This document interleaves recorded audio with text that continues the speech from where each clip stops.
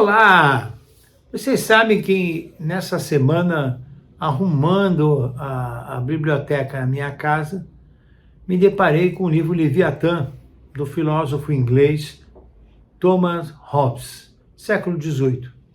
E, folheando lá, vi quanta pertinência tem com o que está acontecendo hoje no Brasil, o que está acontecendo hoje em Israel, na Europa, nos Estados Unidos, e com que a Parashá dessa semana nos traz. A Torá fala na Parashá Shofetim, Som Tassim Alecha Melech Kechol HaGoim. Nós temos que ter rei, como as demais nações.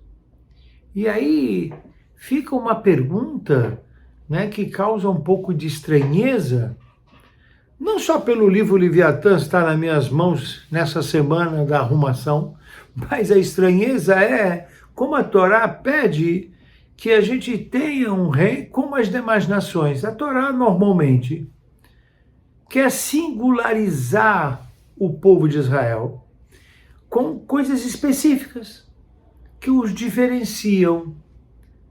Agora, na questão do governo, da política, do rei, aqui não precisa diferenciar, aqui podemos ser como as demais nações. Será isso o objetivo da Torá? Voltando para Thomas Hobbes, eu folheando extraí que ele dizia o seguinte: a sociedade vive um estado de guerra um contra o outro e, portanto, na visão do filósofo, qualquer governo é melhor do que a ausência dele, para evitar a anarquia, o caos e o medo de se viver. Então, há uma necessidade de se ter governo, seja qual for. A solução que ele traz lá é o contrato social, mas ele conclui que a autoridade e não a verdade que irá fazer a lei, o contrato social. Chamemos isso de lei, de constituição, ou seja, é a autoridade e não a verdade. E isso faz com que regimes políticos sejam imperfeitos, porque é a autoridade que faz a lei e não a verdade. Som Tassim Alecha Melech Kechol HaGoim. A Torá pede para que nas vésperas da entrada do povo de Israel em seu território, conforme a profecia, coloquemos e elegemos um rei. Harambam entendeu, Maimônides entendeu que isso é um mandamento divino, é uma das 613 mitzvot. O fato da Torá falar que é Kechol HaGoim é porque essa mitzvah ela precisa ser feita por Israel e por todas as demais nações. Nenhuma nação pode conviver com a ausência de um governo. Abravanel se colocou nos seus comentários sobre a crítica ao sistema da monarquia. Som Tassim Alecha Melech. Ele sugere já na sua época a república. Abravanel dá para entender, porque ele sofreu as adversidades e o terrorismo da Inquisição e, portanto, para ele, figura de rei era uma figura negativa, concentração de poder, soberania, absolutista. Portanto, os déspotas da história fizeram um desserviço para a humanidade. Teria que trocar o regime. E Ben Ezra, em seus comentários, ele diz, olha, é facultativo. Ou seja, qual o governo que for, o importante é ter um governo, como posteriormente o Thomas Hobbes falou, qualquer governo é melhor do que a ausência dele. Mas eu penso que é importante falar sobre monarquia. Veja, se a gente fizer um estudo na Bíblia, no livro Melachim, lá nós vamos encontrar a maioria dos reis de Judá e a maioria dos reis de Israel, todos eles fora da linha, abandonando os valores, indo em contra a vontade de Deus e mais do que isso, trazendo, né, o povo para uma assimilação de comportamentos e costumes completamente contraditórios aos costumes e comportamentos da Torá. Exceção ao rei Davi, que conseguiu unir o povo, expandir as fronteiras. Exceção ao rei Salomão, que conseguiu construir o grande templo de Jerusalém.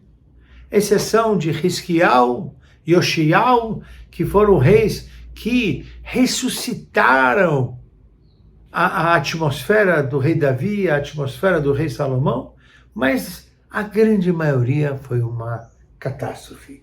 E a pergunta é, por que isso se deu? Por que isso aconteceu? E pensamos na divisão dos três poderes, como Montesquieu fala, né? Legislativo, executivo e judiciário, sempre foi assim em Israel. O rei Davi tinha o Bedin, que seria o Sinédrio, que seria o jurídico, rei Davi e seus ministros, o executivo, e havia também, já na época dele, o poder sacerdotal, que era do Cohen Gadol. Ou seja, esses três poderes estavam representados por três pessoas encabeçando, e estava muito claro que o rei Davi não mandava em tudo e nenhum rei mandava em tudo. Mas a verdade é que esse tema da política, como a gente vê hoje, tanta instabilidade, se deve, no meu entendimento, ao que está escrito no profeta Samuel 1, capítulo 8. Lá, Samuel era o líder do povo, juiz, profeta, e o povo exige do profeta Samuel, rei, como as demais nações. E lá, o profeta Samuel se entristece. Por quê? Porque você querem trazer um personagem para o poder. O poder é sedutor. O poder é um veneno.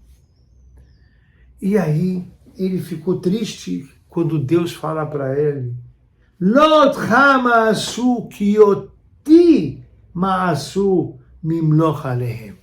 Deus fala para Samuel 1, capítulo 8.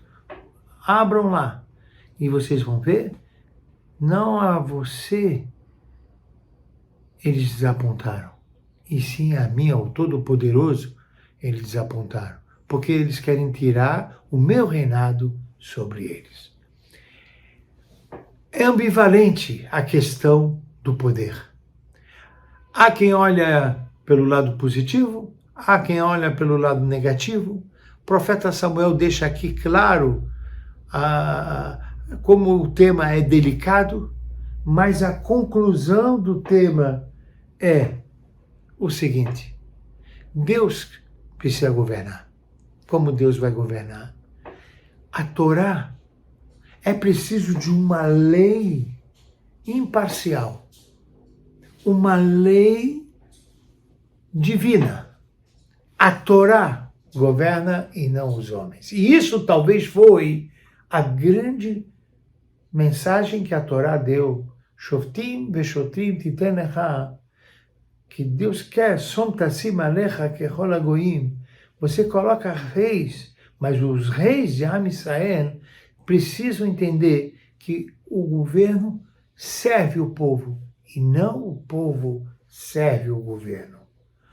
Aquele que for para o poder precisa saber que ele será servo da lei e não a lei ser modificada o tempo todo de acordo com a conveniência do homem. Por isso, Thomas Hobbes acertou lá no século XVIII: a autoridade faz a lei e não a verdade. A Torá vem e nos chama a atenção. É ambivalente.